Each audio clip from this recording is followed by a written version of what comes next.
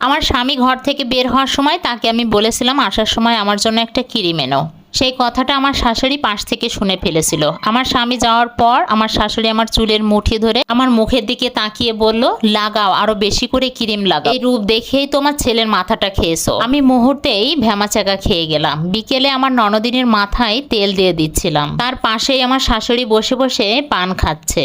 তখন আমার স্বামী ক্রিমের প্যাকেটটা আমার হাতে দিয়ে বলল, এই নাও তোমার ক্রিম, তুমি ক্রিম আনতে বলেছিলে না? তখন আমি বললাম, না আমার কোনো ক্রিম লাগবে না। তখন আমার স্বামী কিছুটা অবাক হয়ে আমাকে বলল, লাগবে না তা আনতে বলেছো কেন? নাও, এনেছি যখন এবার নাও। পাশ থেকে আমার শাশুড়ি বলে উঠলো, যা বউটাকে সাথে করে নিয়ে সাজিয়ে গুজিয়ে আলমারিতে তুলে রাখ। তোর বউয়ের তো আবার এই রূপটা ছাড়া আর কোনো গুণ নেই, না পারে কোনো রান্না বান্নার কাজ, না পেরেছে বাপের বাড়ি থেকে কোনো জিনিস আনতে। আল্লাহর কাছে কি এমন পাপ করেছিলাম, নইলে এমন আত্মীয়দের সাথে আত্মীয়তা হয়? আমার ননদ পাশ থেকে ক্রিমের প্যাকেটটা তার ভাইয়ের হাত থেকে নিয়ে বলল, ভাইয়া ভাবি যখন ক্রিমটা নিচ্ছে না তখন ক্রিমটা আমাকেই দাও। তখন আমি কিছু না বলে চুপচাপ আমার রুমে চলে আসলাম। আমার স্বামী তখন ওদেরকে কিছু না বলে চুপচাপ রুমে চলে আসলো। রুমে এসে মনে মনে ভাবছিলাম যে একজন মেরুদণ্ডহীন লোকের সাথে আমি বিয়ে করেছি। নিজের চোখের সামনে তার স্ত্রীকে তার মা বোন মিলে কতটা অপমান করে, আর সে কিছুই বলে না। আমার শাশুড়ির অত্যাচার না হয় আমি মুখ বুজে মেনে নিলাম, কিন্তু আমার স্বামীর এই অবহেলা আমি কিছুতেই মেনে নিতে পারছি না। কিছুক্ষণ পর আমার শাশুড়ির ভাইপো আসলো। তখন আমার শাশুড়ি ন্যাকামো করে কান্না করে ভাইপোর সাথে বলছে, আমি আমার মনের আশা পূরণ করতে পারিনি। কেন ফুপি, কি হয়েছে?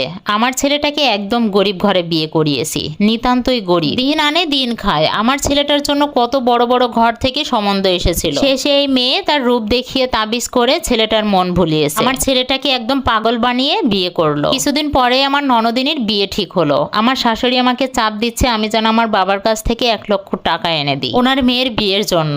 যখন আমার স্বামীকে এই বিষয়টা বললাম তখন আমার স্বামী হ্যাঁ না কিছুই বলেনি, শুধু চুপচাপ শুনেছে। তাই বাধ্য হয়ে বাবার কাছে ফোনে টাকার কথাটা বললাম। পরের দিন ঠিকই আমার বাবা 1,00,000 টাকা এনে আমার হাতে দিয়েছে। আমার বাবা টাকাটা আমার হাতে দিয়ে আমার মাথায় হাত বুলাচ্ছিল, আর আমার বাবা আমাকে বলছিল যে মা তুই একদম চিন্তা করিস না, আমি তো আছি। কিন্তু আমি তো জানি আমার বাবা কত কষ্ট করে টাকাটা জোগাড় করেছে, কিন্তু আমারও তো কিছু করার নেই, নীরবে চোখের পানি ফেলা ছাড়া। মাত্র গোসল শেষ করে ওয়াশরুম থেকে বের হলাম, অমনি আমার শাশুড়ি এক গাদা কাপড় এনে আমাকে হাতে ধরিয়ে দিল, বলল এগুলো ধুয়ে দিতে। আমি কোনো কথা না বলেই চুপচাপ সেগুলো ধুয়ে দিলাম। তখন আমার শাশুড়ি একটু রেগে গিয়ে বলল, তোমার বাবাকে বলনি আমার মেয়ের বাড়িতে গরু পাঠাতে হবে, গরু কিনতে? মাথা নিচ করে আমি বললাম, বাবার অবস্থা এমনিতেই খারাপ, 1,00,000 টাকা দিয়েছে